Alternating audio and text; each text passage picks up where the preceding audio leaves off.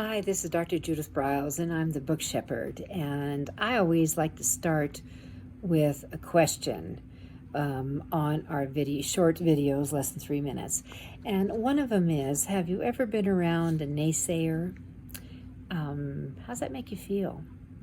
Does it spur you on to write more? Does it encourage you to write more? Does it add to your creativity? For me, it doesn't. It doesn't. So I pulled a quote from my little book here, Snappy Sassy Salty Success for Authors and Writers.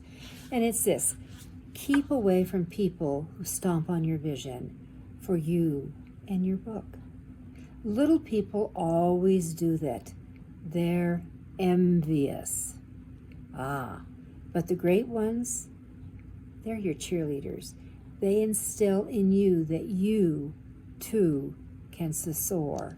So, how do you soar? What do you do with these people who are the trolls, the jerks, the naysayers?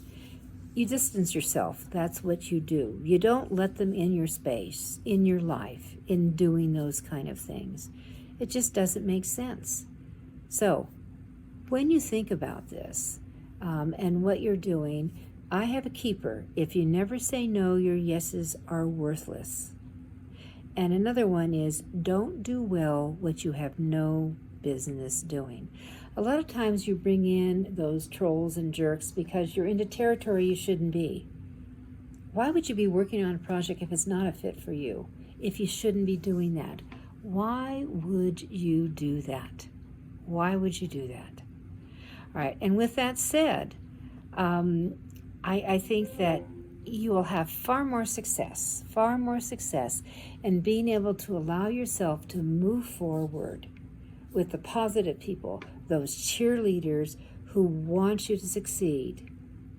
I've always found people, when they ding other people's books, that they are so loaded, woven with envy because you're doing it or you did it and they didn't. Delete the naysayers. You don't need them. I'm Judith Briles, the Book Shepherd. Do follow me on Twitter at My Book Shepherd. Share our tips with other people. Listen to our podcast, Author You, Your Guide to Book Publishing.